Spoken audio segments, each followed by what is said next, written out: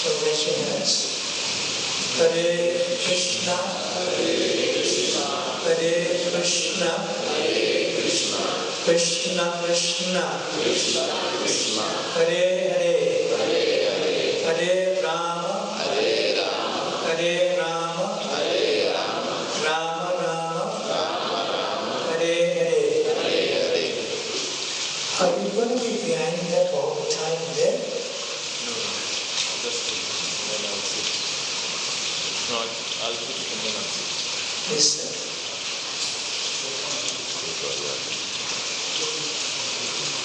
Okay. Once again, welcome to the Bhakti Sadacara Krishna Conscious Behavior course. Now, when I move the slide, the notes of all these slides in the PowerPoint presentation are in your books. Whatever is on the screen is in your books, your handbook. So you don't need to write notes that are on the screen.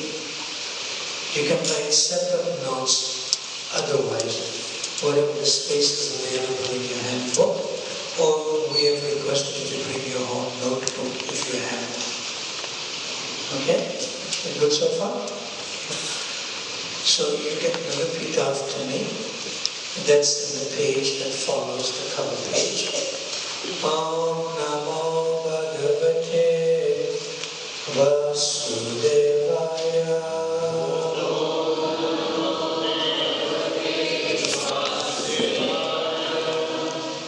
Om Namo Bhagavate Vasudevaya.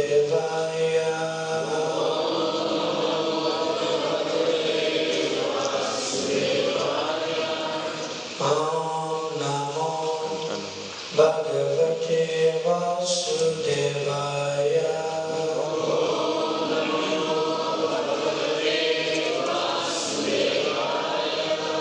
So this verse of Bhagavad Gita, as it says in chapter 3, text 21, governs our whole course called Bhakti Sadacara, or Krishna conscious behavior.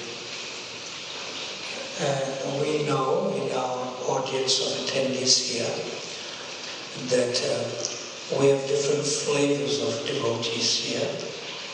Some of them may be just being introduced to Krishna consciousness. Somebody may already be practicing Krishna consciousness in the beginning stages. Somebody may be inexperienced in practicing Krishna consciousness. So we try to accommodate all flavors of devotees in different, you could say, ways of practicing Krishna consciousness as you are currently situated. Okay, so this verse you can repeat after me. Yad yad acharati shreshtas. Everyone try? Yad yad acharati shreshtas. Tata eva taro jana. Sayat pramanam kurute. Lokastat anuvartate.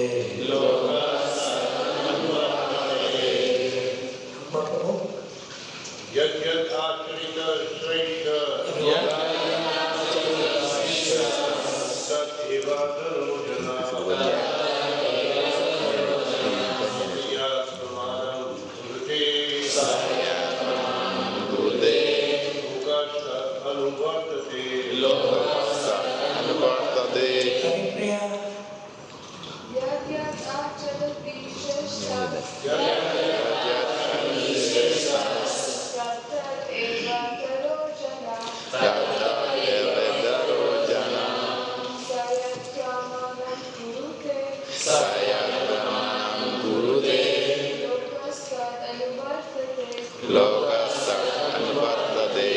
And we will go to the translation. Mr. By the grace. Bhakti Brhat Swami Maharaj. You can repeat. Whatever action whatever action a great man a great man performs, common men follow, and whatever standards he sets by exemplary acts, all the world pursues. So one is a great man or woman even in a family. Like the mother and father are meant to be exemplary in their behavior and words and other actions, so that the children emulate good character from examples of adults. So a great man and woman can be in as a unit as a family, or in a unit as an extended family, or a village, or a town, or a city, or a region, or a country, or the world, or universe. So you can be great in the eyes of other persons who look up to you as role models. So I'm going to reread the translation to make a point. Now whatever action a great man performs, common men follow, and whatever standards he sets by sinful acts, all the world pursues. So I've changed the one word from exemplary to sinful. Now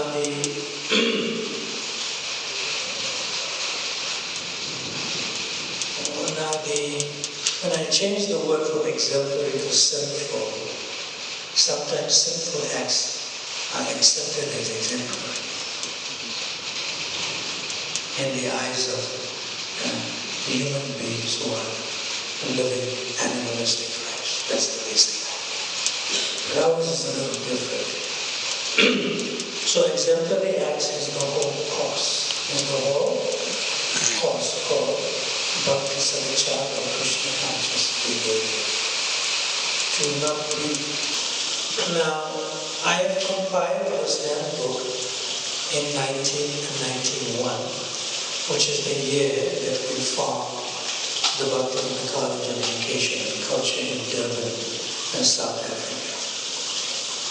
So, what you have with you has been edited many times due to me and other devotees who have been trained by me to teach this subject for this course. Probably well over 20 times it has been edited and refined, and this is what you have today. This course, Bhakti Sadacara, has been attended by probably well over 60,000 devotees in ISKCON worldwide, across the globe. And I personally have been teaching it from 1991 till the present, which is how many years? 32 years. Yes, over 30 years. So I'm pretty much experienced in teaching the course, and the person who improves the most after teaching the course is me. Why? Because all of you are sitting in front of me, you're just an excuse so that when I teach it, I hope to also improve. Now, how did this course come about?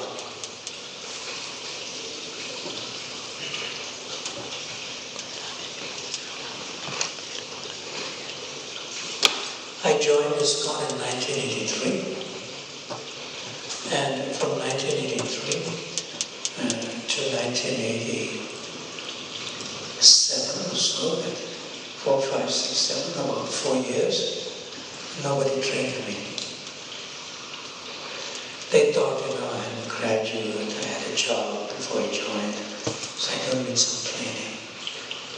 And I immediately became, after 2 years, the Bhakti Ashram leader for new devotees to join. I started training them without training myself. mistake. So that's 84 and 85. Then in 1986 we had added responsibility.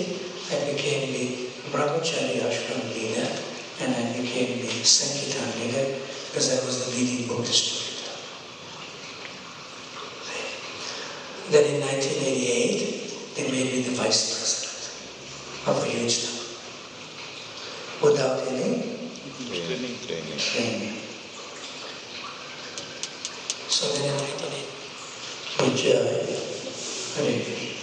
then in 1989 I had a full realization that I need to be trained. But I already made mistakes. From 1983 to 1989. How many years? 6 years. 6 years. 6 years. So this handbook has come about due to me committing serious offenses to devotees, making mistakes, putting others in stress, depression, and anxiety. I decided to do something. So I left Durban, South Africa, and I decided to go to Sri Vrindavan Dham. And I stayed in Sri Vrindavan Dham from 1989 to 1991. There was no MVT and shops in front. Parents used to come for Mangalati, now they don't come. In Krishna Bhagavan.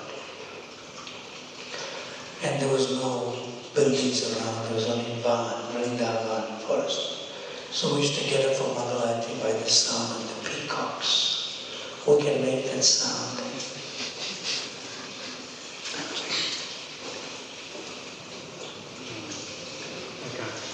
Who can? Peacock sound.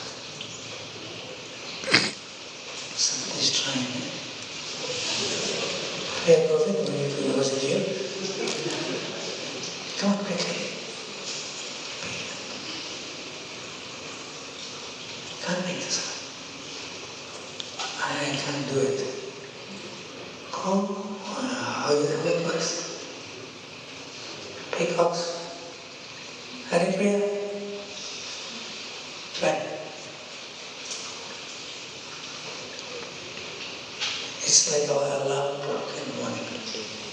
They make the sounds from about 3:30, so we know to get up.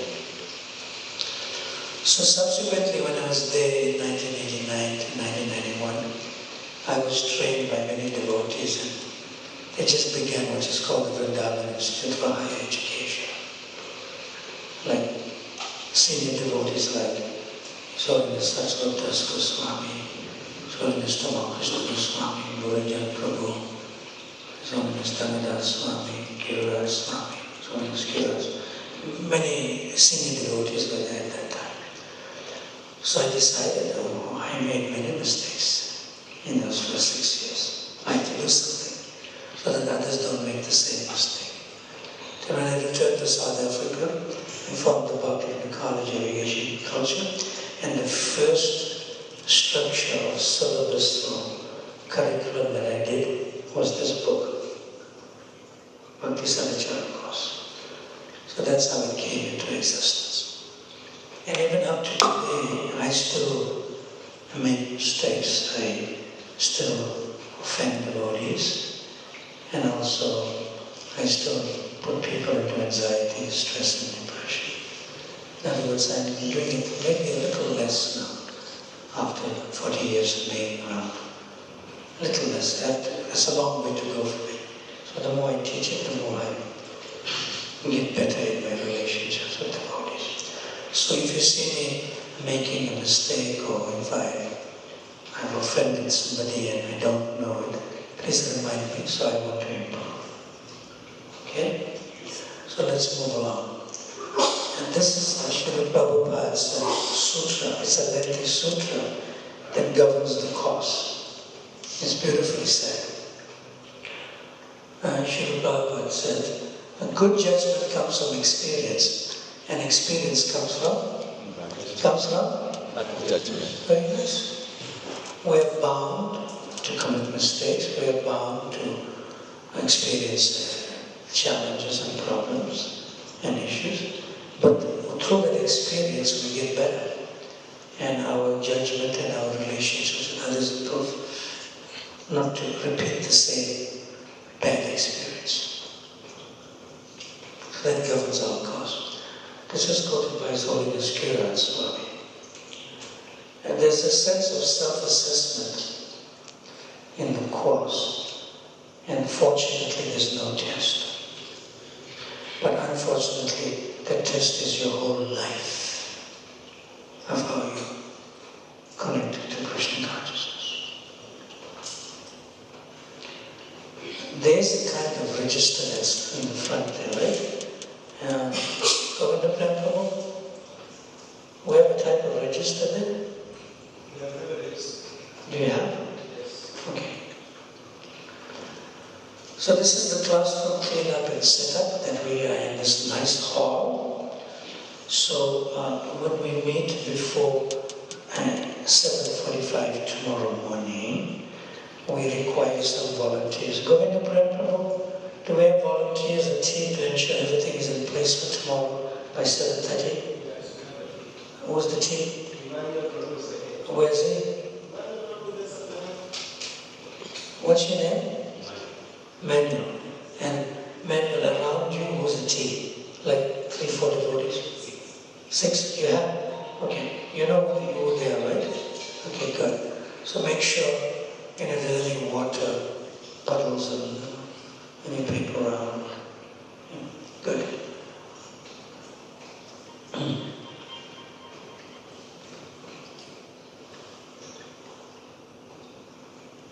We start on page number 4, now B. We go to a daily schedule. This is fairly easy. You can write it down in the spaces provided. Today is Friday, and we are going up to 9 o'clock. We began at 6:30.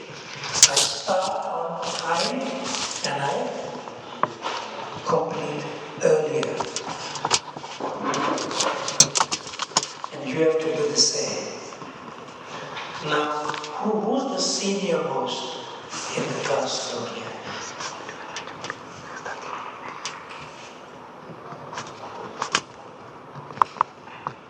You don't know? You. Who? You. Yes, it happens to be me. And I'm using that for a reason. Now, if I'm the senior most, do I wait and receive you, or you wait and receive me? Nice. That's part of Krishna conscious behavior. So what time would you like to be here in the morning? I come at 7:45. You'll come at 7:40. Is that okay? Will you receive me tomorrow? Go. You will? Yeah. And you can start the kirtan at 7:30. Yes, sir. Tomorrow morning. Yes. In this classroom. Nice. So let's see if that etiquette works for tomorrow morning. But of course I can also receive you. So that's for tomorrow. So tomorrow and Sunday our timings are 7:45 till 9 o'clock. We have a session here. And 9 o'clock till 9:30 is breakfast, prasadam. That is in the temple premises. Breakfast prasadam is served where? Which floor?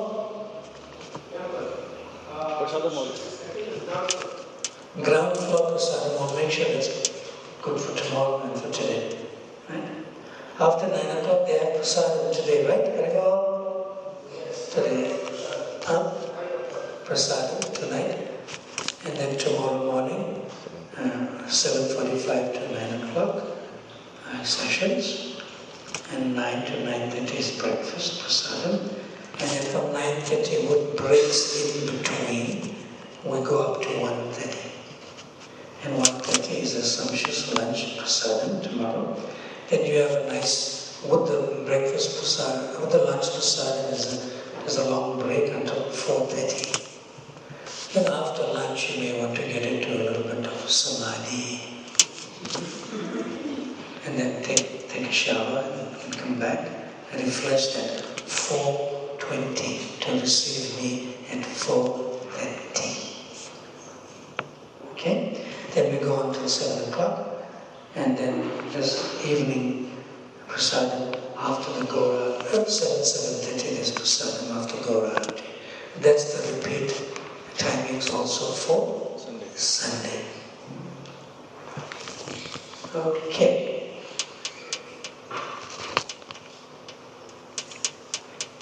These are called norms. It's on the same page. It's a C. Number 1, we will be punctual for classes. It doesn't mean we will consider to be punctual for classes. It doesn't mean we may be punctual for classes. It doesn't mean we shall be punctual for classes. No. What does it say? We will. It's a commitment. It is a Commitment. yes. Especially for those who arrive late. You may have a valid reason, that's fine. But at least for today, tomorrow and Sunday, be on time. As much as you can. There may be emergencies, there may be poor health, we can understand that. You don't need to give me the reason when you come a little late. That's your own way of reciprocating with coming on time, which is fine. You're not accountable. At the same time, be responsible. Be not accountable, but be responsible. Yes. Number 2. This is all part of Bhakti Sadacara. We will value all contributions whether or not we agree with them. The very fact that 2 persons disagree means we are deeply individual and all is not one, which is fine. So we respect other people's individuality. Okay? Number 3, we will not borrow strength from status or position.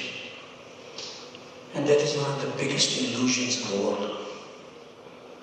Be as you are. Do not be somebody else. See? Because you are deeply individual. You cannot be that movie star or that famous singer. It's all illusion.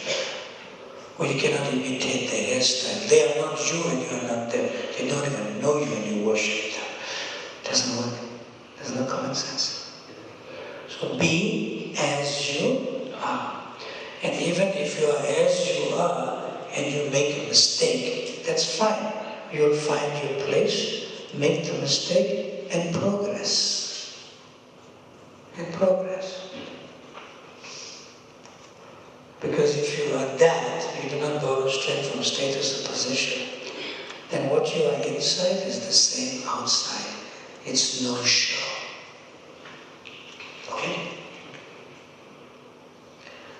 4, we will discuss issues of behavior, not people. What does this mean? Never speak behind somebody's back, even if they are wrong.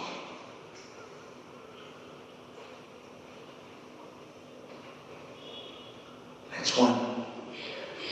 Number 2 is we always respect people in their absence, even if they are wrong.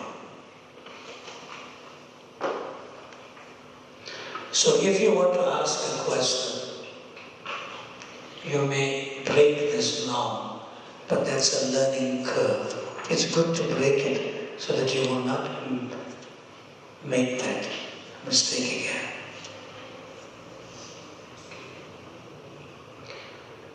So, Sharon, you ready? Give her the microphone.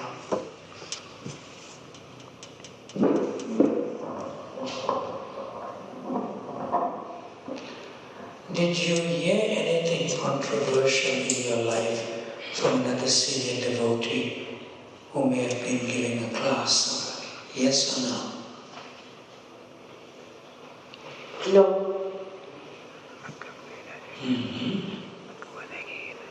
So who has heard something controversial from somebody else in the line of practicing Krishna consciousness or otherwise? Give her the microphone. What's your name again? Shalini. Shalini. She's quite firm. She says it's Shalini. Got it right? Shalini, what did you hear? It was the role of women in the movement. So ask me the question. Say, I heard. Say. I heard. Now what are you doing? This.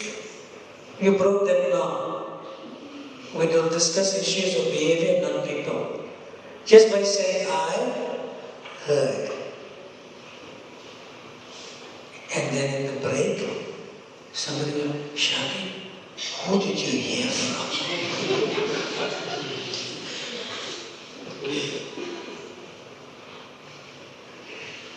Right? Now Shani asked me the question by following the norm. Go ahead. It wasn't exactly a question, it was a... No, go slowly. It was not a question, it was a class, like a full... Yeah, but if I say something that's contradictory to that, you're going to ask me a question, right? Now ask me a question. What is the role of women in ISKCON? You got it? Yes. She didn't say, I heard from so-and-so Mataji. She's asking the question in the first person. She's not quoting somebody else. Okay? That's how you follow them. It's very important not to commit offenses by following them now.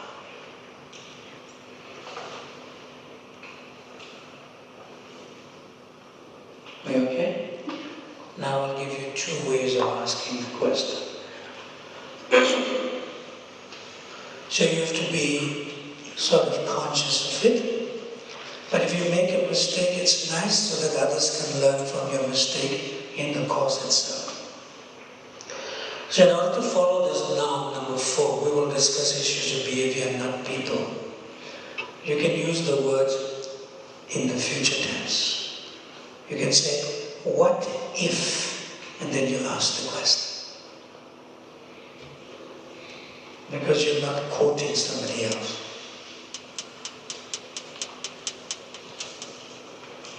You can use the words what?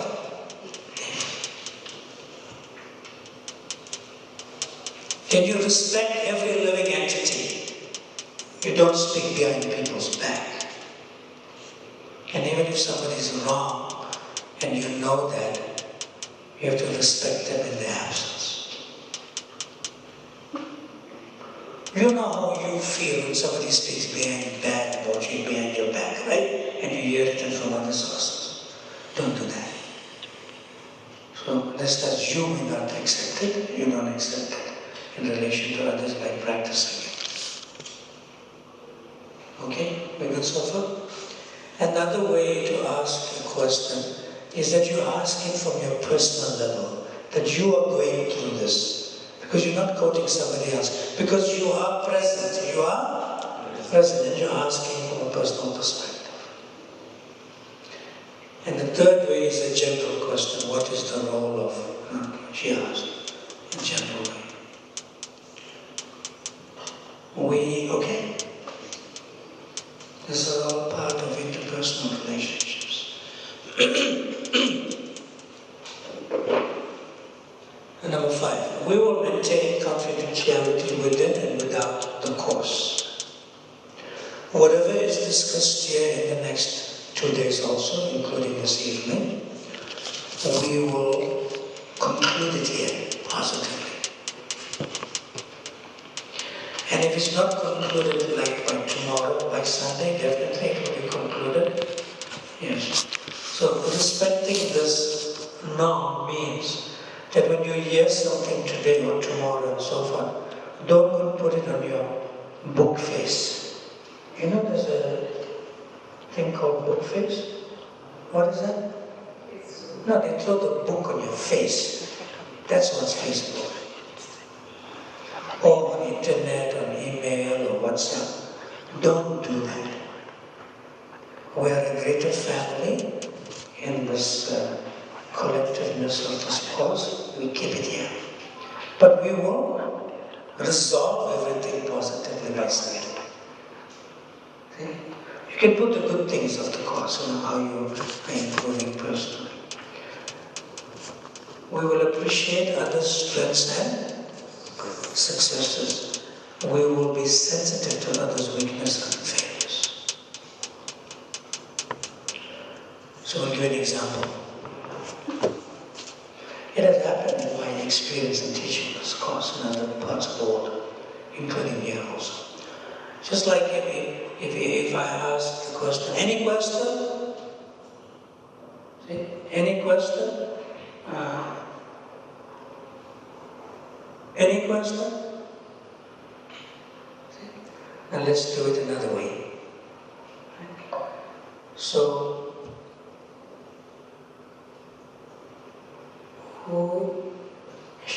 I got a child. You have a question? Not yet. Okay. So can you put your hand up when I ask any question? But before I complete it, you must put your hand up. Any? Put down again. Do it again. Any question? Do it again. Any question? See? It's like before I say any question, he is enthusiastic.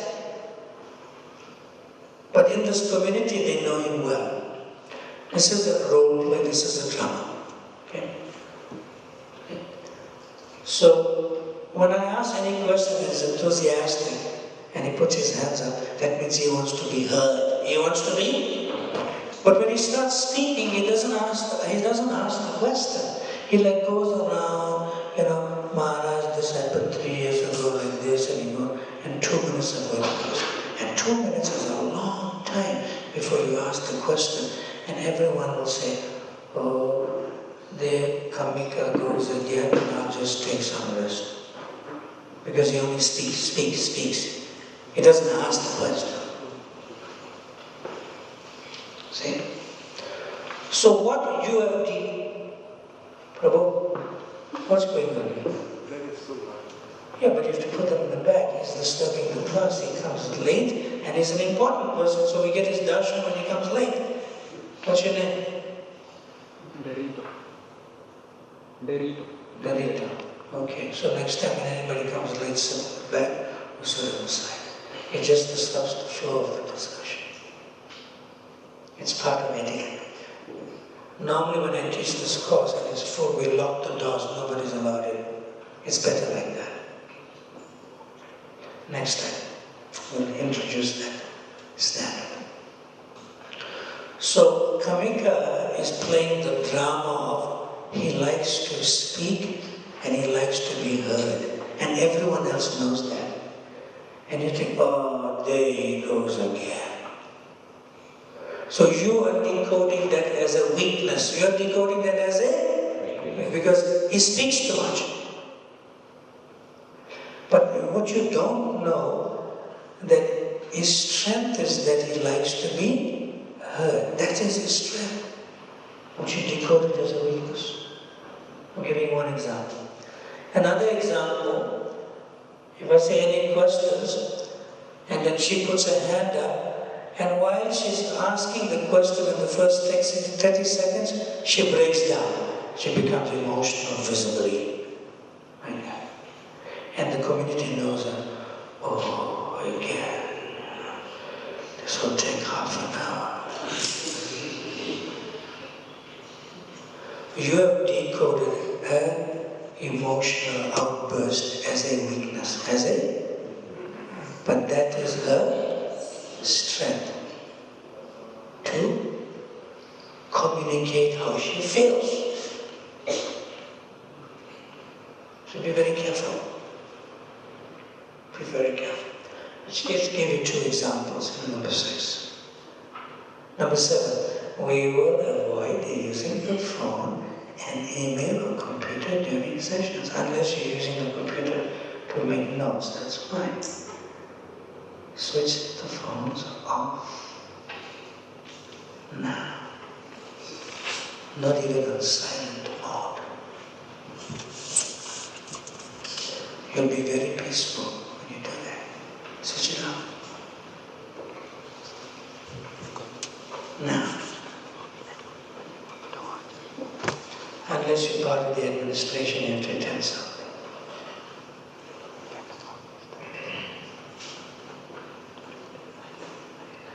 Hare Krishna, Hare Krishna, Krishna Krishna, Hare Hare, Hare Rama, Rama, Rama, Hare Hare. If your phone rings and I'm hearing it, you'll get a transcendental reward. Try me. Okay? My name is, it will take a lot of time. Presently I am feeling hungry. Or presently I am feeling nervous. Or presently I am feeling protected. Being Krishna conscious means some words. Write it down. You understand? You have space, write it down. Fill that space. If you don't have a handbook and you came in late, you have to sort it out with Govinda Prem Prabhu or Shri Gauranga Prabhu later. Not now.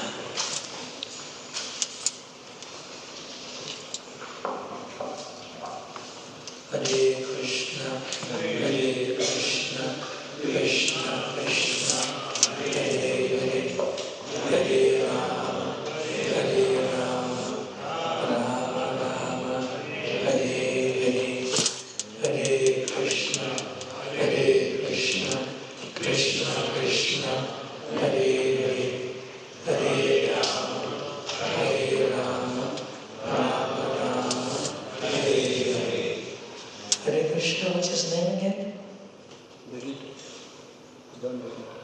Delito.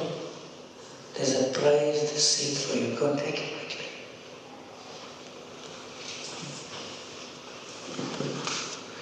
You can give me my commission later.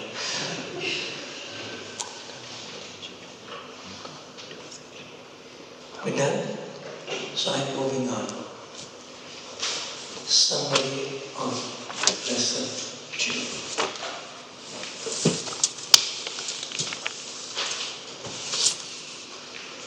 Anybody has any questions on session 1? Before we move along to session 2, feel free.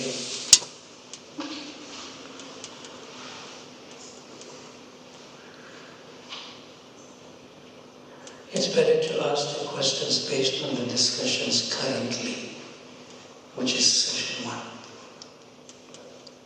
Yes, there's 2 hands up, pass the microphones. Send the other microphone too. Yeah. Raise your hand high, microphone comes to you. Move this chair out completely. Put it on the side. Or outside. Put the chair outside. Yes. Go ahead. Hare Krishna. What's your name? Hare Krishna Maharaj, my name is Chaitanya Swarup. Chaitanya Swarup, tell us your question. Yeah, my question is on the norms. On the nouns? Yes. Okay, on the nouns. Yes. What number? All of them. All of them? Yes. Or you can add number 8, 9, 10, 11, 12, 13. If you're having a family meeting, you can have nouns. So there's no, we call it ISKCON, means following some codes of behavior. And Musti Gusti means fighting without nouns. Like sometimes in Parliament. Ask your question, go ahead. My question is, these standards are so high. These what?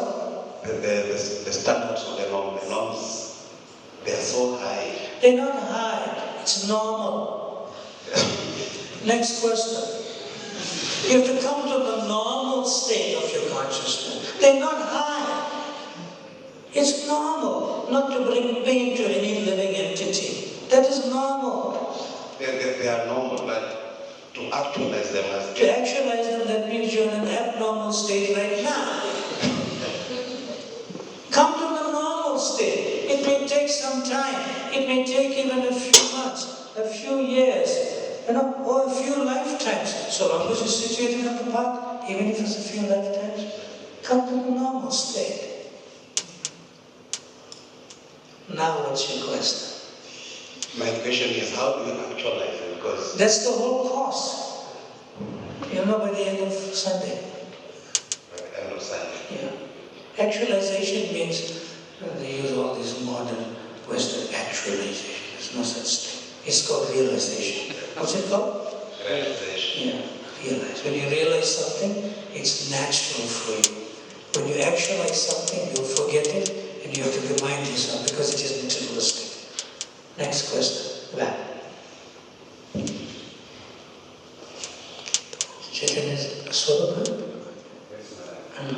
I gave you enough to think about, to consider, be thoughtful, so it may digest slowly. Is that okay? It will digest slowly. What's your name? Hare Krishna Maharaj.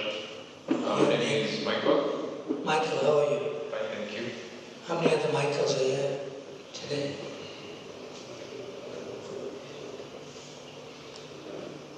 Another one. Okay. It's two Michaels. You can call me Mike. Any Jacksons here? No. Okay, go ahead. I wanted to ask, because one of the norms is avoiding using the phone. Number 7. Read it. We will avoid using the phone and email during sessions. Now it's also WhatsApp, then we have to update this. WhatsApp, social media. Yes. Yes. So my question was, we have a group that we've created to just help enlighten our devotees about ISKCON and what we do here. And I'm in charge of capturing and documenting some of the things that we do. So I wanted to ask what is equal to record and capture? The recording is fine. Okay. It's different. Yeah. So, It's independent on its own right now. yes. Thank you. Okay. Another question from session 1.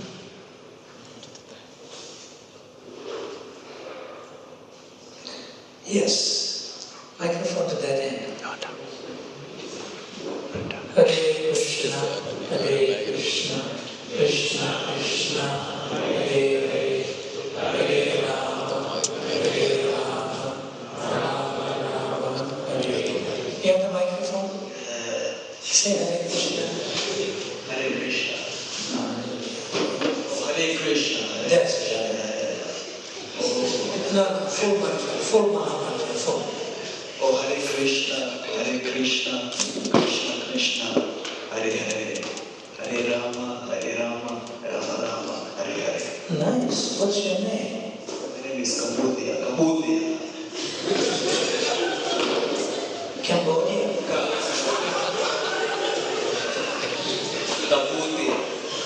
Kapu? Cambodia. Kapu. Kabudaya. Kabu. Oh, do your hand in like that? Kabu. Kapu. Am I doing it right with my left hand? Say it again. Kapu. What it means?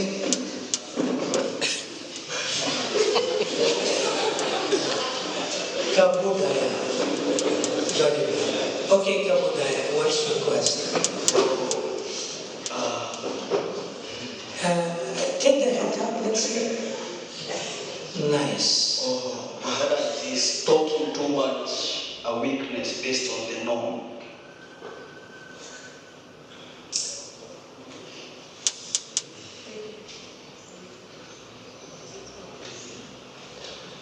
We will appreciate others' strengths and successes. We will be sensitive to others' weaknesses and failures. From your personal self, if you talk too much, it's not a weakness. Prabhu, Michael, you're in my way to Gabudaya.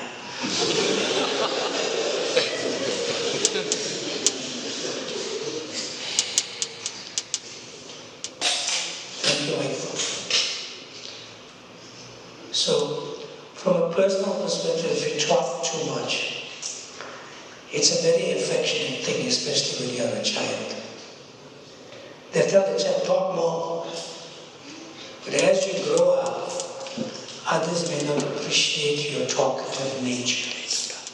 But if somebody is attached to you and affectionate to you, they appreciate your talkative nature. So you'll be talkative to people that you have faith and relationship with.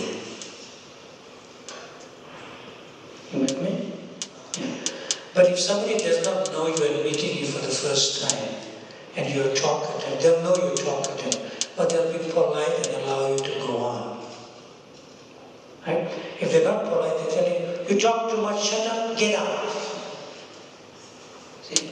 So therefore, not that we should be talkative, but we should be sensitive to the others and how we want to respond and reciprocate with them. So if they feel that we are too talkative, then fulfill the desire of being less talkative.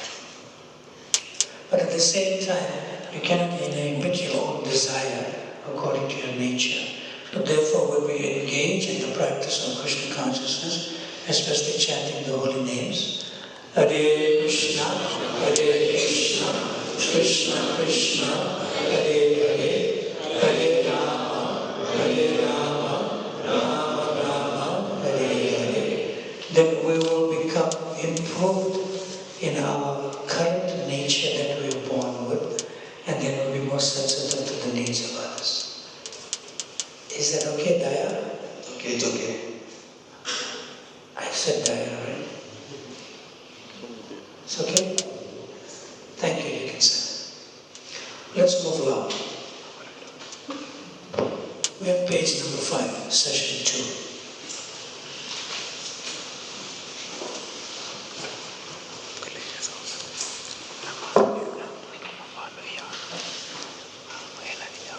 It says the eternal identity.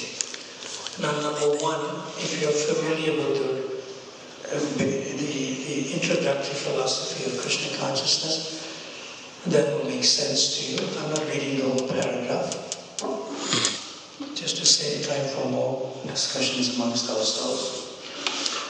Basically, who am I? I am a spirit soul, and in relation to number 2, servants of the servants, and that spirit soul is the servant of the servant of the servant of Shri Krishna in its activity.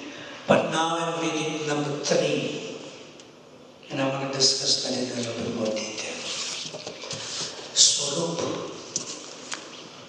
We have Chaitanya Swarup Prabhu here. Swarup, or real form of the living entity. In the Bhakti Rasa, it is said that a person whose only desire is to render transcendental loving service to the Lord is a free person in any condition of material existence. That service attitude is the Swarup, or real form of the living entity. Lord Sri Chaitanya Mahaprabhu in the Chaitanya Charitamrita also confirms the statement by declaring that the real spiritual form of the living entity is eternal servitorship to the Supreme Lord. In transcendental loving service, the servitor is as free as the Lord. The Lord is Swarat, or fully independent, and the servant is also fully independent, or Swarat, in the spiritual atmosphere, because there is no forced service. There, the transcendental loving service is due to spontaneous love. A reflected glimpse of such service is experienced in the service of the mother onto the son, the friend's service onto the friend, or the wife's service onto the husband. These reflections of service by friends, parents, or wives are not forced, but is due only to love. Here in the material world, however, the loving service is only a reflection. The real service or service in Swarup is present in the transcendental world in association with the Lord. The very same service in transcendental love can be practiced in devotion here. So in the Srimad Bhagavata, Canto 3, Chapter 9, Text 33, purport. Now, just to break down this beautiful purport,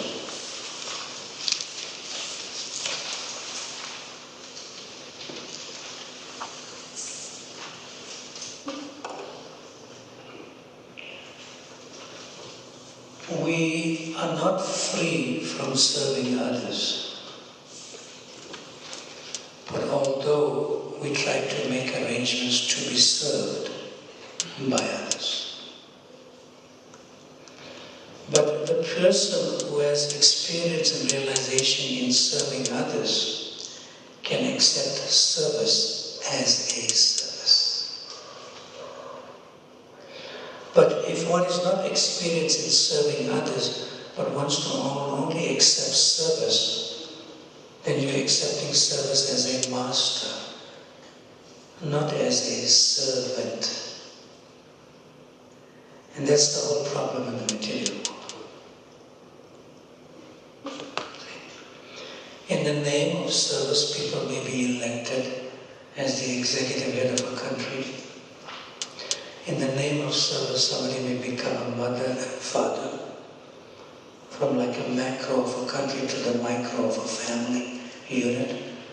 But somebody becomes a mother or father in due time to expect that the children will serve them. Same problem. Same problem. But the original consciousness of the soul is to serve, and not to expect to be served in return. That is pure. That is pure. So that's the consciousness of the soul. But when the consciousness of the soul misidentifies itself with the body, both the underclothes as the subtle body, which is mind, intelligence, and false ego, and the outer clothes as the gross body, arms, nose, limbs, and the senses. Okay. Then when one misidentifies with that, it becomes a problem. Becomes a problem. Just like you have a microphone, just pass it to the nice gentleman behind you. What's your name? Brian. Brian. Any other Brians in the audience?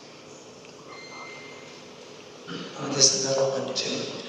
Okay, good. You have company. So Brian, if the sun is shining on your head, are you African? Yes or no? I'm an African. You are an African. Nice. So the sun is shining on your head. Do you feel African sunshine? Yes or no? No. Are you an African now?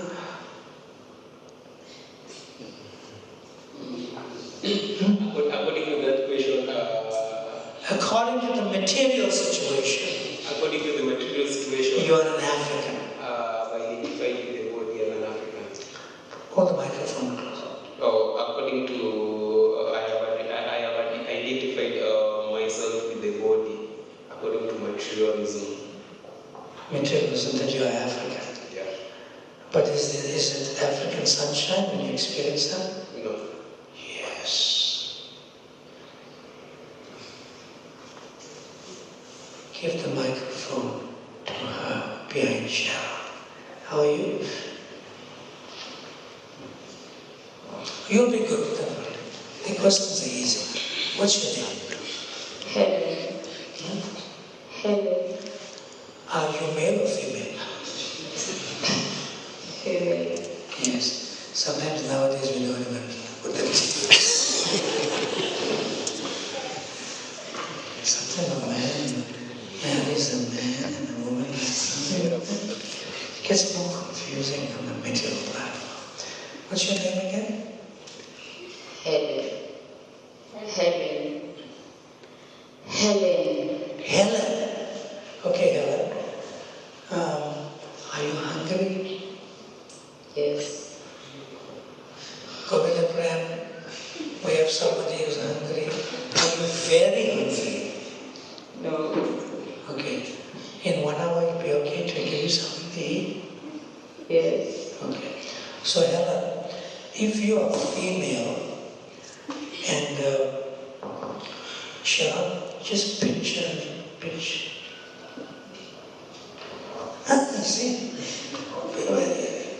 Now, you felt some pain, right? Yes. Is that female pain? No. No. Are you female now? Yes. You see this misidentification? I'm African, I'm male, I'm female. It's misidentification.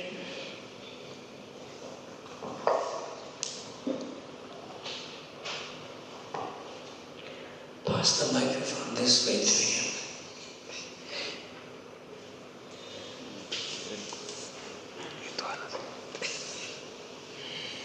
So at one time you considered yourself a Hindu, right? Say the microphone. Yes.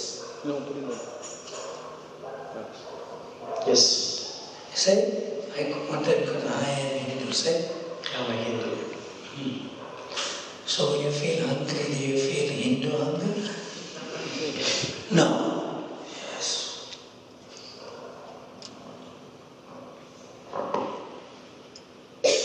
So that is why man-made religion, they fight.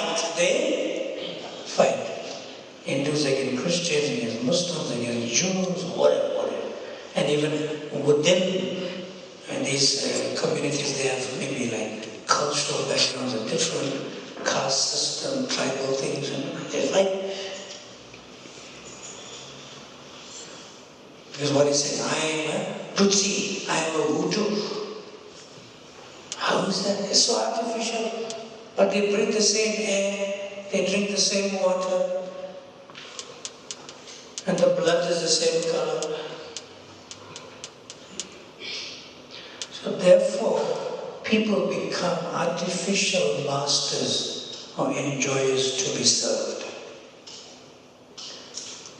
But the heat of the sun, hunger and pain, has nothing to do with being African or Indian or Chinese or Japanese. It has nothing to do with that. It springs from consciousness. Springs from? And consciousness is the symptom of the soul. And the soul is not these things. And the soul's natural nature is to serve in relationship to the Supreme Soul. Whether it's Allah or Yahweh or Jehovah or Adonai or Krishna. So that's this particular verse. Okay, so we are on this page number 5, and we discussed 3 points there. Do you have any questions you'd like to ask? Yes, microphone please. There's a microphone nearby, maybe you can send it. What's your name? Hare Krishna Maharaj, my name is Benson. Benson. Yeah. Okay, tell us your question. So my question is based on that point that you have read. It's saying that the servant is as free as the Lord. So my confusion is that sometimes, or most of the times we are dependent on the Lord. Nice, nice, okay. So how is the servant as free as the Lord? You see, when you serve somebody who will not exploit and abuse you, then you are free. Then you are free. So the Lord will not exploit and abuse you. And the representatives of the Lord will not exploit and abuse you. But if somebody claims to be representing the Lord, but you feel exploited and abused, then he was not a representative of the Lord in the first place. Then therefore good judgment comes from? Good judgment comes from? Good judgment comes from? Experience. And experience comes from? And then you move on. I thought this person was pure, but he exploited and abused me. But now I realize I have to really look for somebody who's pure. Now, Srila Prabhupada said that, there's like fake money. Fake money? Like that. But Prabhupada said, if there's fake money, then there must be real money, right? Otherwise fake money won't exist. So go for the real thing. If somebody is fake and you find out, then move on. Get the real thing. So when we serve the representatives of God, then that's the servant of the servant of the servant of God. That's the free position. The free position is not that I am top and I push everyone down. The free position is that you're the lowest and you push everyone up. You're free. Because you cannot be pushed any further down because you're pushing everyone up. Then you're free. That is Krishna consciousness. That is spiritual life. Benson, is that okay? Yes, thank you, Maharaj. You're welcome. Page number 6.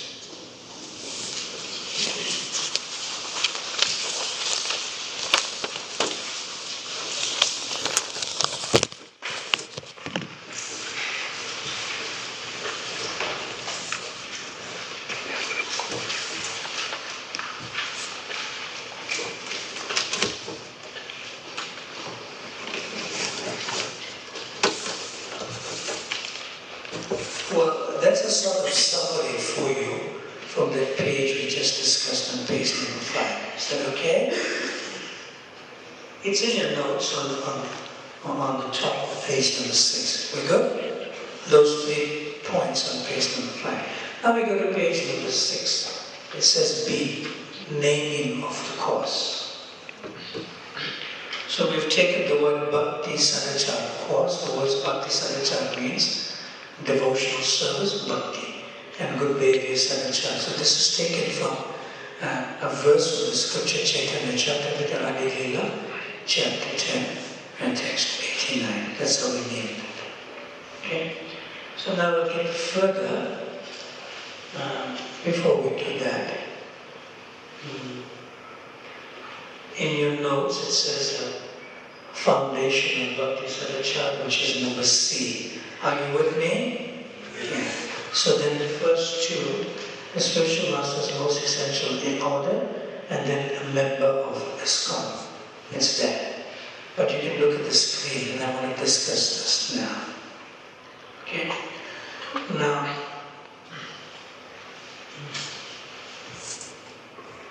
so before we do that, in the material world, people also have good behavior. Like I'll give you 3 examples. One is Nelson Mandela, the country in which I come from. The other is Mother Teresa. See, one is African bodied, one is like European white bodied. Mother Teresa and one, and then you get Gandhi. You know Gandhi from India? He's like Indian. So so in many ways, they are persons of good behavior. Persons of good behavior. But here the word Sadacara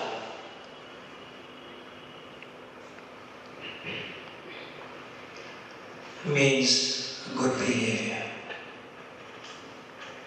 Get it? Now, to give you an example of this, just good behavior in the material world, I gave you 3 examples. Nelson Mandela, Mother Teresa, and Mahatma Gandhi. That's in the material world.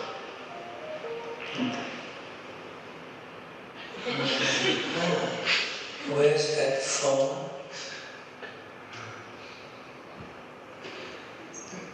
There's some phone with it. It's a ghost.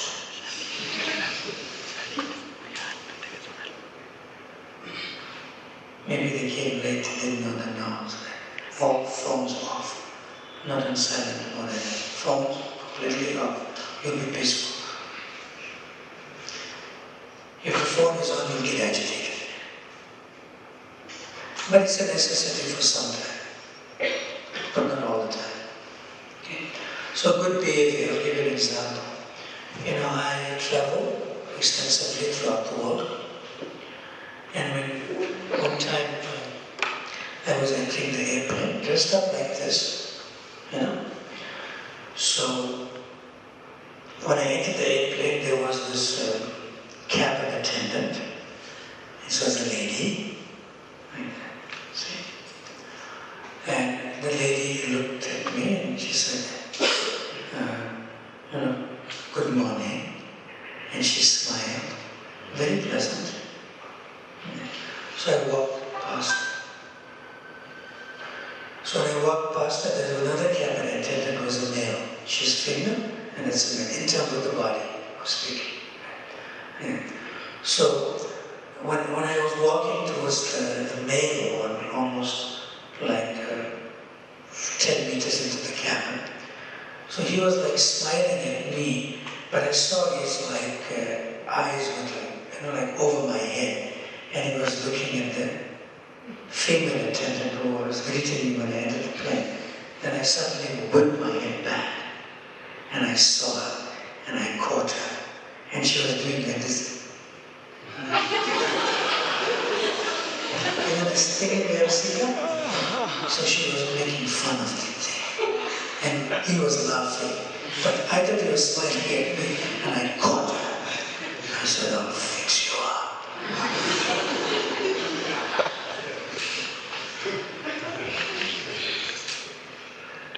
So there was a business class seat, and I was in the economy seat.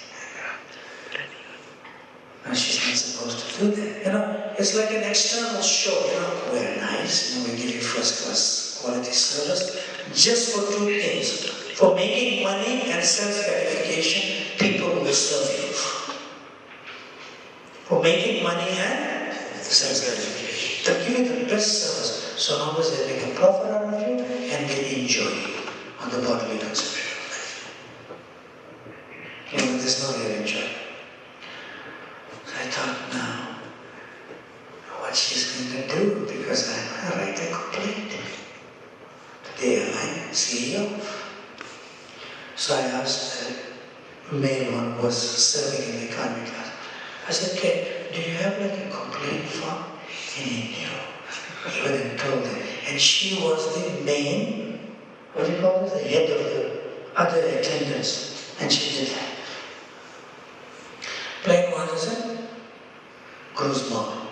She came to me, like probably 45 minutes into the air. Yeah. So she said, my dear sir, I'm very sorry. I said, you're going to pay for this. I said, you have insulted me. What do you want? You come back in 10 minutes. So I thought about it. I said, put me in business class.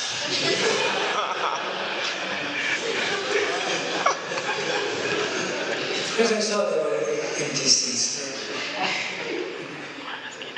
She went back. She like, okay. Because she can do it. She's headed the whole thing. Set up the business class, lie flat seat. And I was exhausted. And it is Krishna's arrangement that she did something. So I'm in the business class in a lie flat seat, relaxed, and she came to me, "Dear son, what would you like to eat?"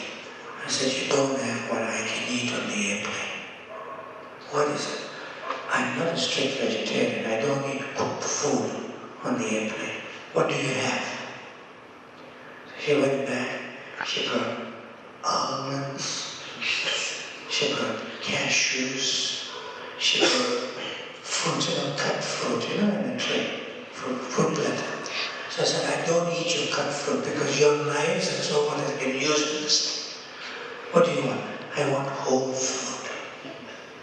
Like whole banana, like whole apple." She thought, that's reserved for the captain. And the first officer. I said, "I demand it." It came. So I said, "Who washed this?" "Okay, bring the bottle of water." Wash it. Higher range. You can see. They just put on a show. They put on it. She had to cover. Because if I complain to the CEO of the airline, I'll get another free ticket. But I got to upgrade for free. Oh yes. And it was a prestigious airline. Lufthansa Airlines. They take you seriously. You getting it? So everything, good behavior in the material world, whether you're number one politician, it's all an external show. They're not your well-wishers. So therefore, we have this word added to that. It's not just good behavior. What's the word? Bhakti Sadacara. So how to come to the spiritual platform, not on the physical or sensual platform, not on the mental or emotional platform, not on the philosophical or intellectual platform. It's above that. And that's the word bhakti is the added ingredient, the main ingredient to the word Sadacara. And that's what I'm about to discuss now in those 2 paragraphs that are there in number C. So what is the basis or foundation of just good behavior, Sadacara in the material world? The basis or foundation of Sadacara in the material world is profit and sense gratification. Because if you give quality service, you get the customer to come back. See? So their foundation is profit and sense enjoyment, sinful life. But what is the foundation of spiritual life? The basis from which you can build upon and go deeper, and it's boundless, and there's no depth. This is the basis. In our Krishna consciousness movement, we have recommended that the neophyte. Neophyte is the beginning devotee. Chant at least 16 rounds. That means of Hare Krishna Mahamantra. Japa on beats. This chanting of 16 rounds is absolutely necessary. We can read. This chanting of 16 rounds is necessary. What's the word of emphasis? Absolutely necessary. If one wants to remember Krishna and not forget him. Of all the regular principles, the spiritual masters order to chant at least 16 rounds is most essential. So when you introduce to Krishna consciousness, you may not be chanting. But as you want to develop your Krishna consciousness, then you'll come to the point of chanting, say, 1 round of japa of Hare Krishna Mahamantra on beach. You may see us like this if you don't have a beat bag already, and if you're considering to get one when you think and you feel that you're ready for it, then you get some beats and you get some beat bag. And you start chanting 1 round. Then gradually you can increase, to 2 rounds, 3 rounds. And eventually come to minimum 16 rounds. And that's the foundation or basis of good behavior in spiritual life. And when that becomes the foundation and basis of good behavior in spiritual life, chanting minimum 16 rounds of the Hare Krishna Maha Mantra daily, then what happens to you? Automatically you transform in a natural way. It's automatic. There's no separate effort to give up one's current activities which are not favorable and bringing pain to other living entities. Just by chanting, automatically you naturally, increase your internal sensitivity to others. And you naturally feel that it goes like this.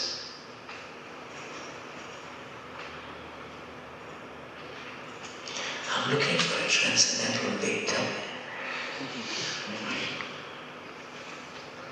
Who'd like to do a role play with me?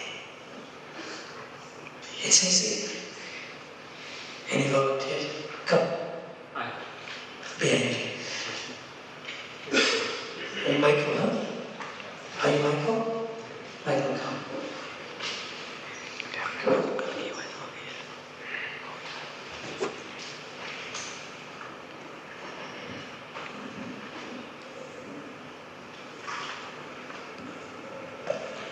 Stand there, face me. Michael. Yes. I'm going to make you angry. Okay.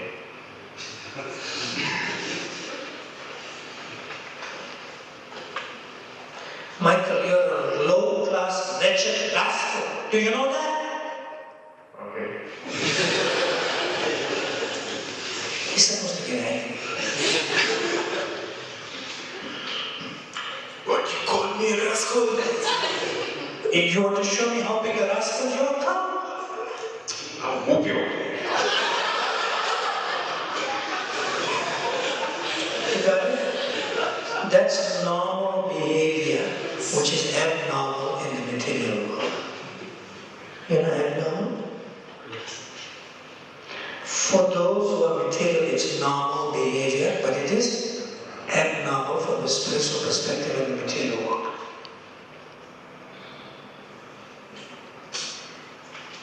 Now let's see what's the spiritual behavior. Michael, I'm just fed up of doing all this, You're supposed to get angry.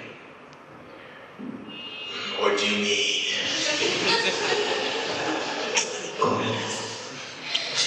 He's threatening me.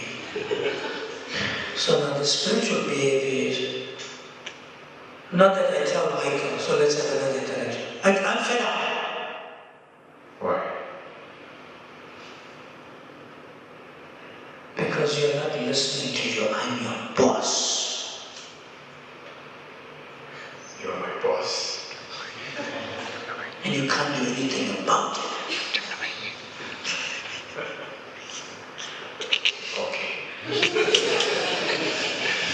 So now, it was not very well done, the second part, but we try to explain also in a principal way. Like if I did something to make him angry, either he accepts my anger and he gets more angry, right? And then I compound it and make it and increase his anger and I get angry. That's what happens in the material world. See? So let me do it now the proper way, but you have to get more angry, that's all. Yeah. Michael, you rascal?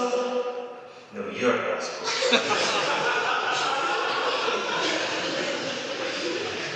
Now, the spiritual way is that if I be introspective, what did I do to make Michael angry and call him a rascal? And then he says, I'm a rascal. Maybe I'm a rascal and he's not. See? So that's the spiritual way. What did I do to him that he's feeling anxiety, stress, or depression? How am I the cause of that?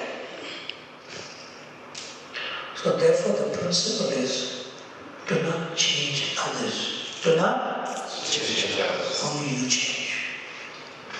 And don't change to expect others to change according to how you want them to change also.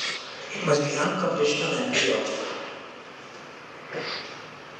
So I made Michael angry, but I have to go internal and feel, what was my action or words or behavior that made him angry? I shouldn't make him angry. Actually, he should be pleased with me. So that's spiritual. Now to get that potency, to get that power within your own control internally, one is required to chant the Hare Krishna Maha Mantra. Because artificially you cannot hold that for long, that you are composed, peaceful. No. It comes out somewhere. See? So by chanting the Hare Krishna Maha Mantra, internally you will change. Now you realize, I used to be angry at him, but now I'm getting less angry, which means I'm improving. But at the same time, what is in me and what is in my behavior or words or actions that's making Michael angry? So I should change. Not that Michael gets angry and he should not become angry at me. See the difference? And that happens when you chant the Hare Krishna Maha Mantra. It's a natural change where you come to your higher nature and your lower nature disappears. And you feel more and more free. And nobody can take away that freedom from you. Because it's too internal. Nobody can get to the core of your heart. Thank you, Michael. That was wonderful. Let's chant for Michael's nice dramatic performance. Hare Krishna, Hare Krishna, Krishna Krishna, Hare Hare, Hare Rama, Hare Rama, Rama Rama, Hare Hare. So I more or less covered that page, that the foundation and basis of spiritual behavior is to chant the Hare Krishna Maha Mantra in japa. If you're not doing it yet, don't get worried. Still come for the next 2 days. And hopefully you'll be encouraged and enthusiastic to begin to chant the Hare Krishna Maha Mantra. We okay? So on this session number 2, there are other notes which you can read on your own. Do you have any questions? I would especially also welcome questions also in relation to chanting the Hare Krishna Maha Mantra. But we do have 2 hands up. Send the microphone to them, please, on the side. Raise your hand again. The microphone will come to you. One is to Michael, but we'll take you first. You have the microphone. What's your good name? I'm Andrew. Huh? Andrew. Andrew. Okay. Tell us your question. So my question is about identity. About? Identity. Okay, let's sort of get to that.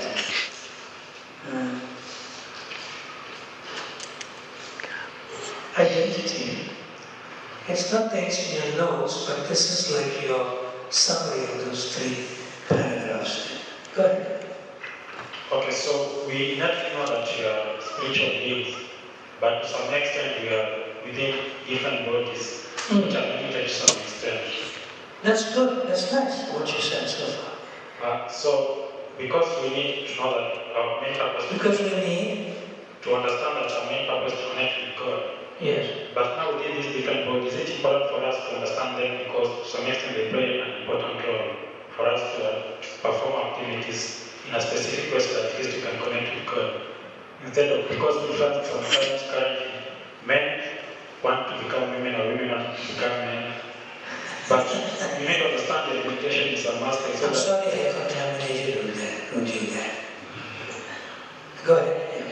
So I can answer your question. You can sit. Be comfortable. See, there are 2 things. One is our current duties of responsibility, and the other is the eternal goal of eternal life. See? So it is like our Srila Prabhupada gave an example of that. It is like a railway track. You know, railway line? There are 2 tracks. So now, if the train must move on both tracks, you know, but if the train moves on one track, there's a big problem, right? It will collide or something happen, disastrous. So the train has to move on both tracks. Yeah. So when we come to spiritual life, we still have to move on 2 tracks. So one is the spiritual track, and the other is the dutiful track. So therefore, when you take the spiritual life, and others in your family or friends, so to speak, right? And they may not understand what you're doing. They might say, "Oh, why do you put your hand in that cloth bag? Is something wrong with your finger?" They may ask. They may not know that you're chanting God's name, the Hare Krishna Maha Mantra. But they never accept that you're doing that. You getting it? So your spiritual practice of chanting japa should be private and confidential. Should be private and confidential. It's not a show to show the other members of your family or the friends who may disagree with your practice. So that's one track you should go on. Whereas the other track, by you chanting Hare Krishna, Krishna Krishna, Hare Hare, Hare Rama, Rama Rama, Hare Hare.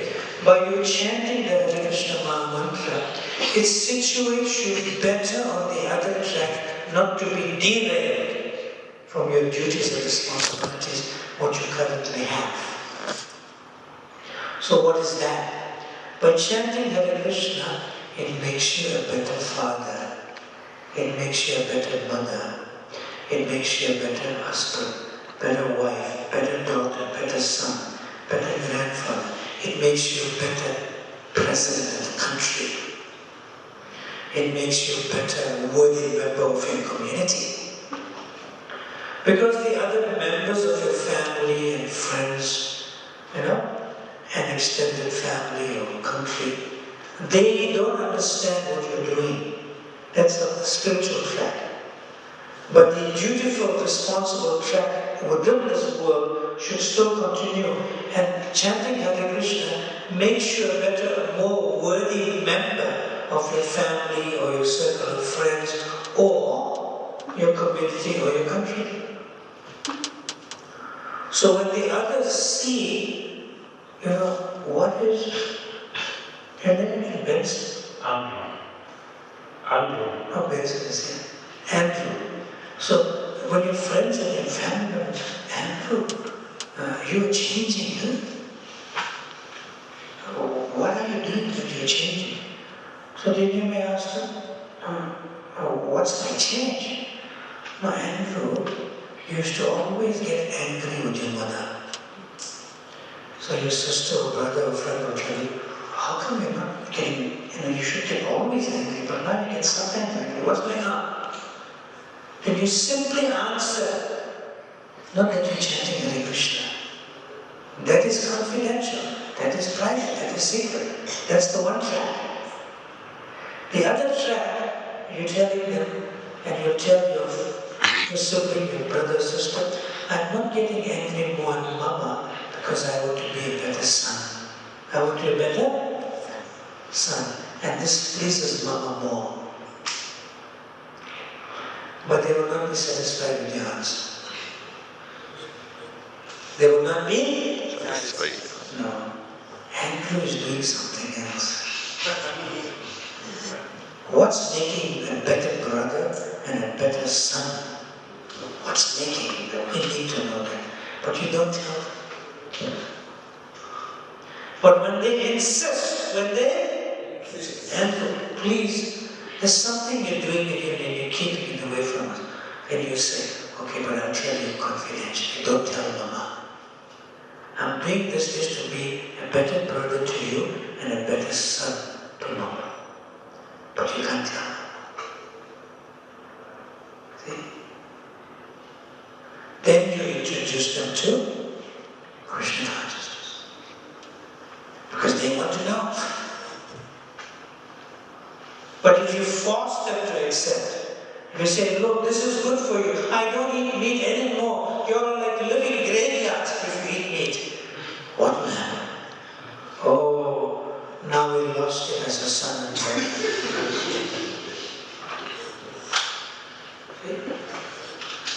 So it's most important that we show those who are still attached to us that we are more worthy member of the family.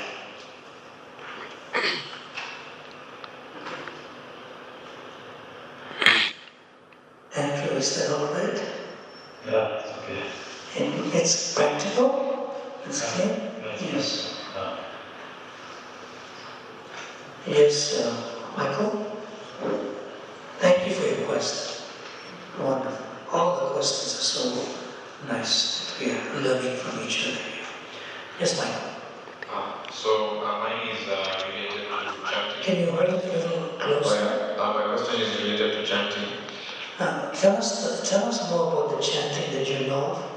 First, before you ask your question. What do you know of the chanting? Tell us. Of course, to chant the Hare Krishna mantra. So chant first. Hare Krishna, Krishna Krishna, Hare Hare, Hare Rama, Hare Hare. Why are you rushing? At one time, yes. So do it at a pace that is pleasing to Radha Krishna. Okay. Hare Krishna, Krishna Krishna, Hare Hare, Hare Rama, Rama, Hare Hare. Oh, the second part went fast.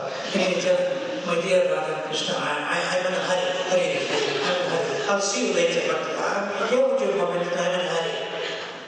Do it better. You're doing well. Because first he was in a hurry, and the second part was 50% okay and 50% in a hurry. Now you're 100% okay. Go. Hare Krishna, Krishna Krishna, Hare Hare, Hare Rama, Rama, Hare Hare. You're hungry? That's what was very... Ellen is also hungry. You're company. Say Hare. Say nicely, gently, and pleasingly. Come on. Don't rush it. Come on. Hare Krishna, Krishna Krishna, Hare Hare, Hare Rama, Rama, Hare Hare. Everyone. Hare Krishna, Krishna Krishna, Hare Hare, Hare Rama, Rama, Hare Hare. So Michael's question now is about this, chanting Hare Krishna mantra. And he wonderfully demonstrated for us how to do it in a pleasing way. What's your question? Yeah, my question was actually about, in trying to balance what to do on a daily basis and to finish like now 16 rounds. Then you want to chant also. To chant 16 rounds. Yeah, because prior to chanting, your life was different, right? Yeah, much different. And now when you're chanting, your life has changed a little bit. A lot, actually. A lot. Yes. So what's the question based on the change? The question based on the change is the desire to chant more. You desire to? To chant more. But that's confidential. Yes, so now my question was, because of course I do it confidentially, but is there... But you can do it in the association of devotees because they understand what you're doing. But if somebody doesn't submit, then you have to keep it confidential. Is that okay? Yes. Yeah, and go ahead. So, is there an offense? I wanted to kind of understand because right now that you maybe requested me to chant slower. And I find that when I'm chanting, because I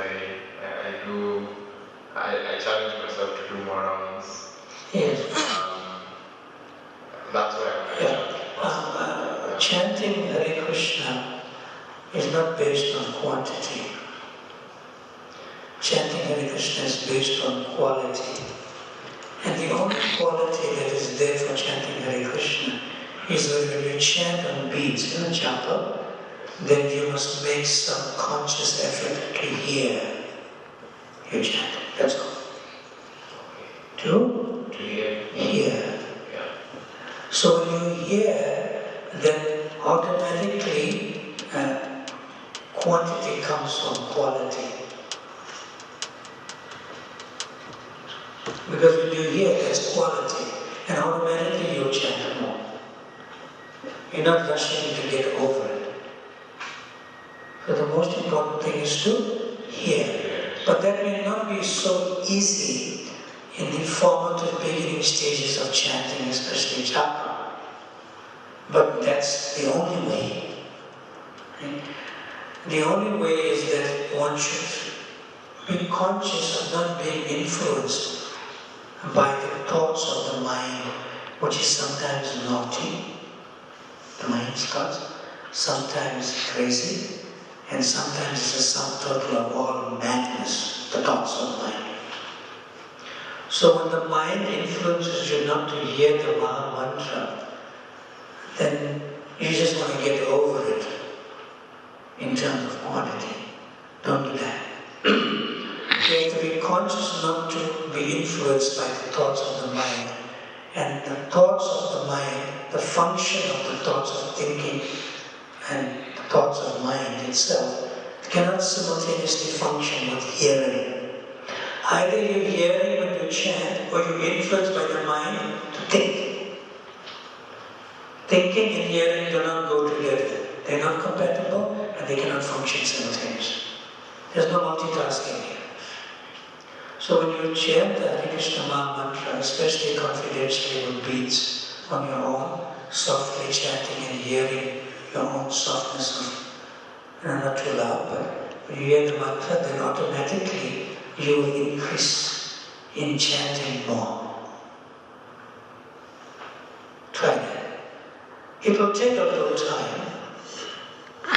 It will take a few years maybe, but in this life, but it's worth it. It won't take a few lifetimes, don't worry. Just to hear it, you'll get there. Is that all right? Yeah, that's right. Thank you for your important question. Yes. What's your name? Caroline. Caroline. Yes. How are you today? I'm well. How are you? I'm happy to see you and all of you. To be in your nice company. What's your question? I actually have two questions. So the first Let's take the first one. Yeah, on chanting. Oh, chanting. That's right. So I believe 9 processes for devotional. I think they're called 9 devotional processes. Yes, you're right. And one being hearing. So in cases where you're not able to actively chant, like where you can maybe put on kirtan when you're working, yes. Will that be considered part of chanting, or does chanting have to be on? Does it have to be japa on the day? Yes. This is the most essential instruction of the disciplic succession and Sri Chaitanya Maha. So this is the most important foundation. See? Like in the beginning stages when you want to hear like kirtan, it's easy, right? To engage in hearing in kirtan. I'm sure all of you experienced it, right? Yeah. Because in kirtan you have a support system. There's the sound system, there's the lead singer, and then there's the congregation response. So you have a support system. So in kirtan, it's like all the children, the sons and daughters, are together with the parents, which is Radha and Krishna, the Supreme Personality of Godhead.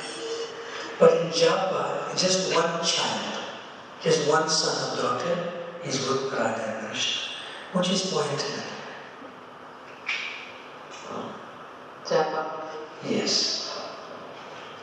So japa, see, kirtan is easy to be in. See? But japa is not easy.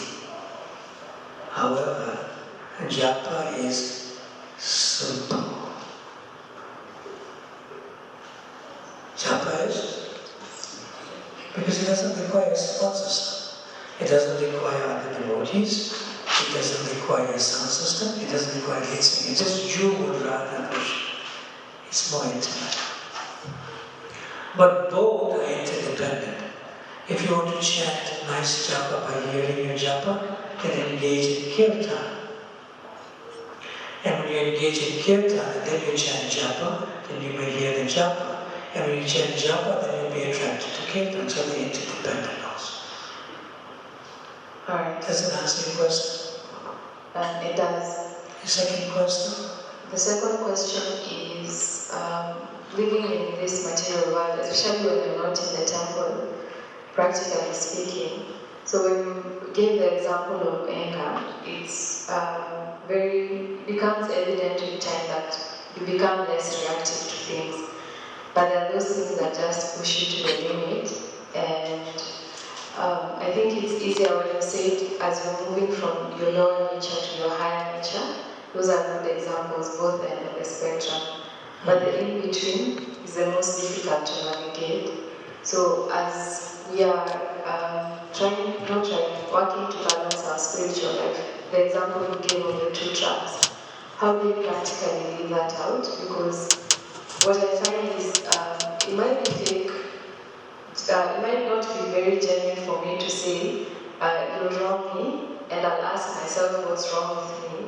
When in reality I know you're the one who wronged me, right? Like I find it very difficult to ask myself that question. Okay, so what did I do wrong to this person for them to be angry at me? There are situations where you know you're the one who are in the wrong and you need to change. But there are other situations, Maharaj, when the other person is wrong. So how do you leave that out to practice? We'll come to a lesson that's called forgiveness and humility. It's in the contents pages, which we'll discuss tomorrow or the next day. It will clearly give you the full dose of how to practice that. Is that alright? Alright, thank you. Yeah. You coming tomorrow? Yes, I'll be around. And Sunday? Yes. You have a handbook? I'll get one.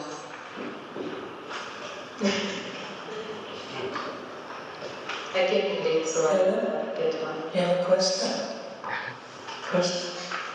So you'll have to get the handbook. So can you tell me about the handbook? She needs the handbook. She's coming tomorrow and the next day. What can I do? Unless some of the devotees can share their handbook. You didn't write anything, you're not coming tomorrow or next day. We'll have to fulfill.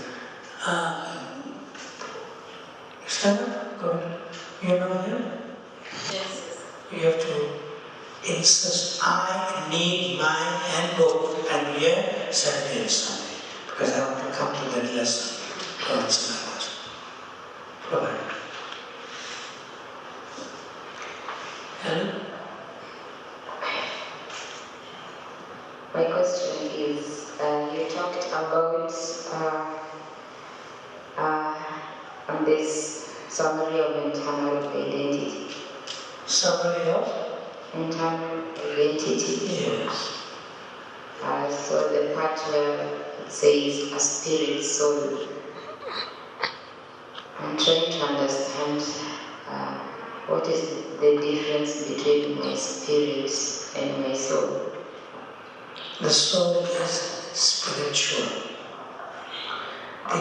The nature of the soul is not material. The nature of the soul that it is spiritual. But the soul is covered by the subtle and the gross body, so it misidentifies that I am male, female, African, young, old, boy, girl. Like that. So the soul is by nature. Soul is by nature? Spiritual. Spiritual. Spiritual. That's different from being material. So that's the difference. Is that alright for now? Or are you going to think about it more? and be thoughtful. Okay, so during the week I tried to look it up.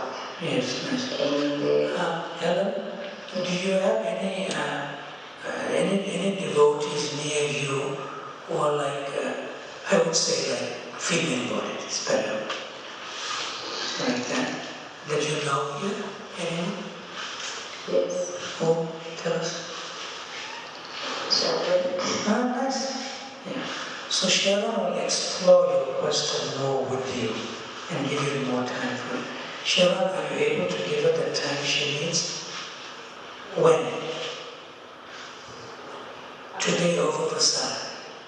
Today over Prasad. So you ask her those questions. It'll be nice. Is that all right? Okay. Thank you very much. Behind you is question. I know I interacted with you, but behind you. Raise your hand high so that the microphone comes to you. I'll take your question too. I'm leaving a lot of time for questions. It's important. Yes. Hare Krishna. Hare Krishna. What's your name? My name is Frank. Frank. You're going to be frank in your question? Okay, Frank. Be frank. Go ahead. Okay. I'm new. Okay, the question is about chanting. Chanting. Yeah. Yes. Okay, I have friends, and I consider them good friends, but they are not devotees. So whenever I chant, they are like mocking me. Chanting is confidential. Yeah. Chanting is Confidential. and private. I said it before, so you do it private. Now, they're not really mocking you. They laugh. You see, when you do something that they are not doing, and they still maintain connection with you, they're not mocking you. They are teasing you. You know what's teasing? You know, there's teasing amongst friends. What you're doing is that anyway, let him do it. He's still a friend. So when you do it confidentially, they may ask you, hey Frank, you were doing that other stuff before when they're chanting. Why you stopped? They'll ask you, definitely they'll ask you. So do like that. They remind me. Smart. So keep connection with your friends because they need you in their darkest hour.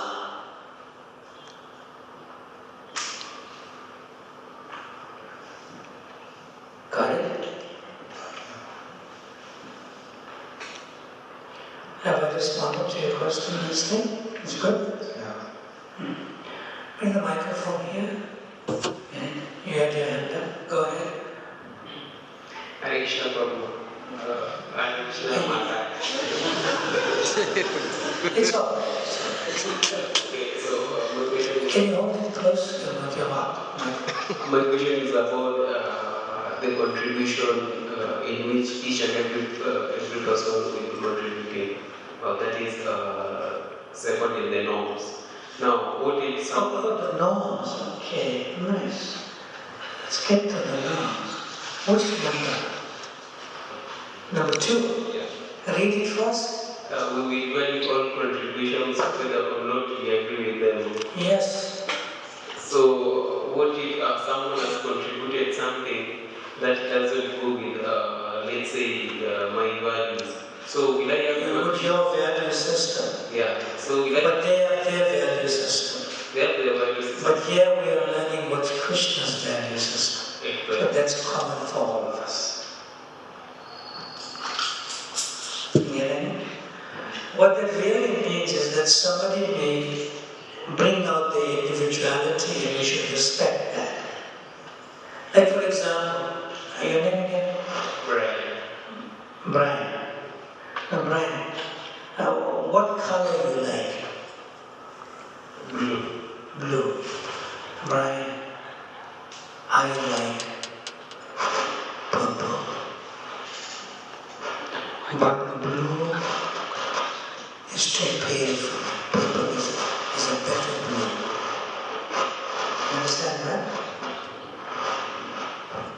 Right? You with me? Right? So now, I like purple and you like blue. Is something wrong with me? Or is something wrong with you? Answer? Nothing is wrong with you. Yes, nothing is wrong with you, nothing is wrong with me. Therefore, my individuality is purple and your individuality is blue. I must respect that, although I'm not attracted to the color blue. I must respect your individuality. Meaning I have to agree with this. Yes, you should agree with my choice. And I should agree with your choice. Although I may not like blue.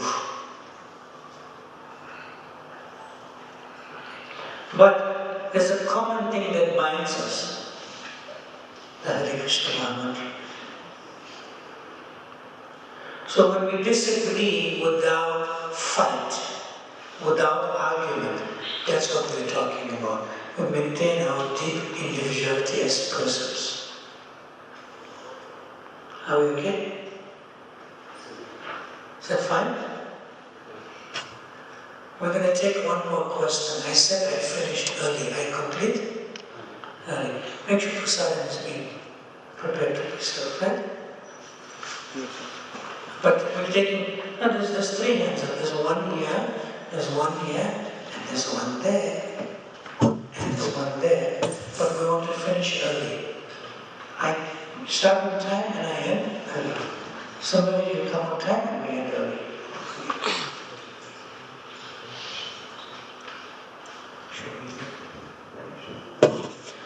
Those who attend, you're keeping a register, right? Those who attend for, you could say, 80% from today, tomorrow and Sunday, you'll get a certificate of successful completion from Bhakti College Education Council. We have a certificate. Just to encourage you to attend. But the certificate is a formality that you have successfully attended the course. But the real certificate is your life. To follow what you've done. Okay. Now, you already have the microphone, so I'm sure. I'm not sure whether I can take all the other questions. So let's raise your hand if you had a question now. Raise your hand high. 1, 2, 3, 4.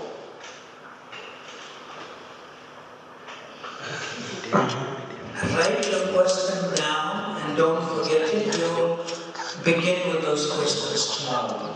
Okay? But we'll take your question as the last question because my response may be long. Is that okay? But for today. But the other 4 hands up, please write your question down. And don't forget it, and then we can take it from you tomorrow in person again. Yes? Your name again?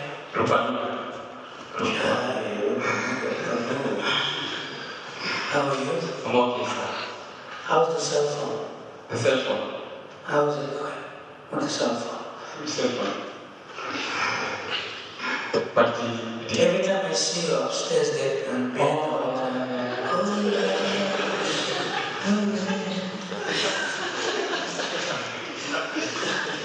Naughty. So can you change it? Next time when I see you upstairs, they have your Japanese. Sure. It is No, it is on the side, it's not active. Sure. Form of active. Sure. Okay, Rukunuga Prabhu, what's your nice question? Yes, sir. How do you believe there's a family or friends who are not Krishna conscious or other devotees? Because when they... No, don't worry about other devotees. Let's talk about friends and family members who are not Krishna conscious. Keep to that question. Sometimes they try to get a reaction from you. Sometimes they try to get? Sometimes they try to get a reaction from you. You mean you're going to give them a reaction? So sometimes they're trying to they're trying to instigate you. They're trying to agitate you. Yeah. Don't be like a sadhu.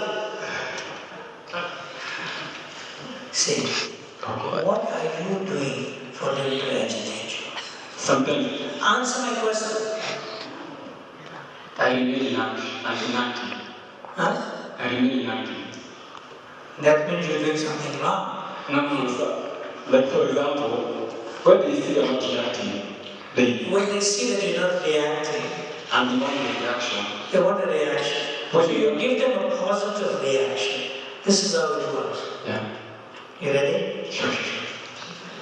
So give me an example. Is it your mama, papa, or brother, sister, who? All of them. Give one. Oh, mama, papa. My mom. Your mama. So, between your mama, papa, brothers and sisters, who's most attached to you? My mom. Oh, okay. So I'm about to tell you something that you should do. When are you going to see mama again? From now, we are not even communicating. When are you going to see mama again? In 2 weeks' time, 2 months' time? When? Let's say next month. Next month? Yeah. Okay. So you're going to go home? Yeah. How far is home from Nairobi? Let's say 10 kilometers. 10 kilometers? Sure. You can go tomorrow, all of you. When you finish the course, go Monday, right? Sure. Do it earlier than a month, right? Sure. You go to mama, and you go to mama before 11 o'clock in the morning. Okay. Now you're asking why before 11 o'clock. You just do as I say. Sure. Before 11 o'clock, because the sun comes midday, because when the sun comes at midday, everyone's blood boils.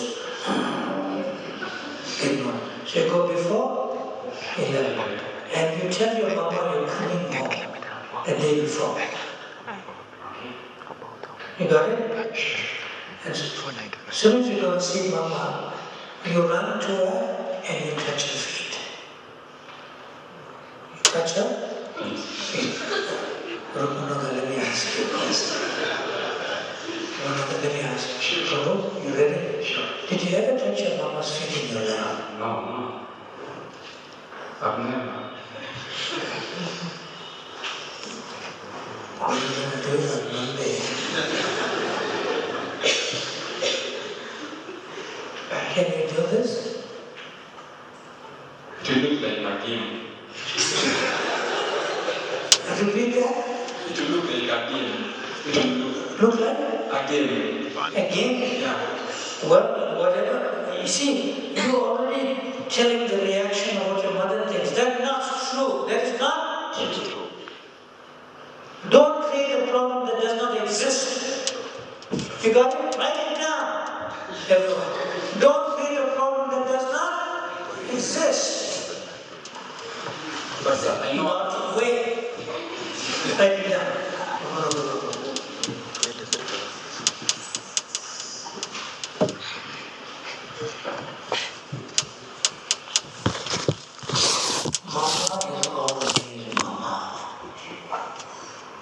And you are not better than your mama. Sure. But you become a better son to your mama. Sure. You got it? Sure. By touching your feet, mama, hey, what is this? She'll ask first thing, right? Sure. Yeah. Mama, I'm touching your feet, and then you bow down to her without touching your feet. Please forgive me if I've treated you wrongly. Please forgive me if I'm not a good son. That's all. Your mama may wonder, she may even faint, but she faint in a good way, you know? Did you faint?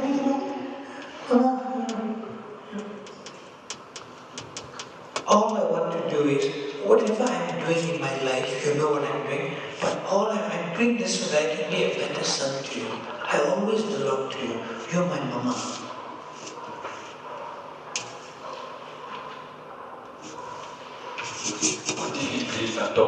You just do that. You are creating a problem that doesn't even exist.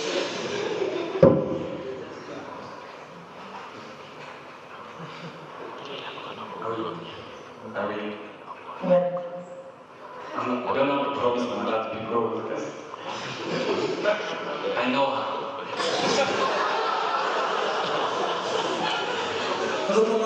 Prabhu, I just said this is very nice. You know what he said? I just said the principle earlier on. Prabhu, who should change? Your mother should change or you should change? I should change that. Then do that.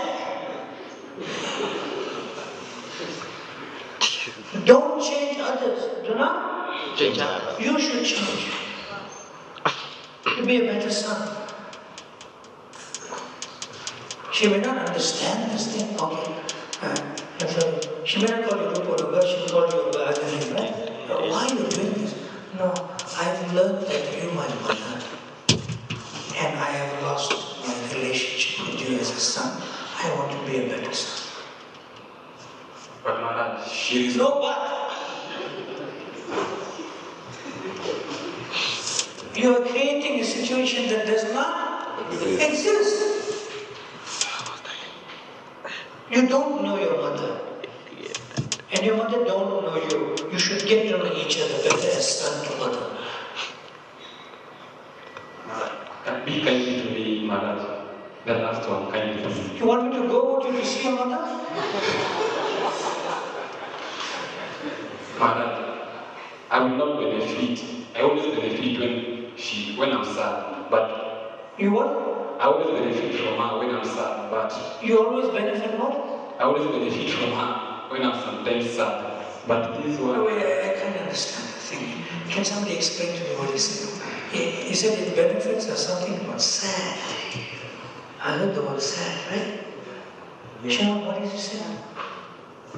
He only benefits. When he is sad. And how is it connected to the mother? Let's say, for example, when I become sad, she will not give and say she will give up.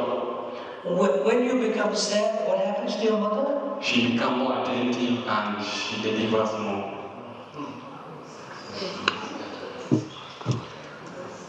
When you touch your mother's feet, it's not about being happy or sad. That is the duality of the material world. The material world is spring, summer, autumn, winter. It's like too hot or too cold. Or is it you're too young or too old? Or is it like a male or female? There's duality. See? The only happiness in the material world is when there's an absence of suffering. But most of the time it's suffering. See? So when you touch your mother's feet, we're not talking about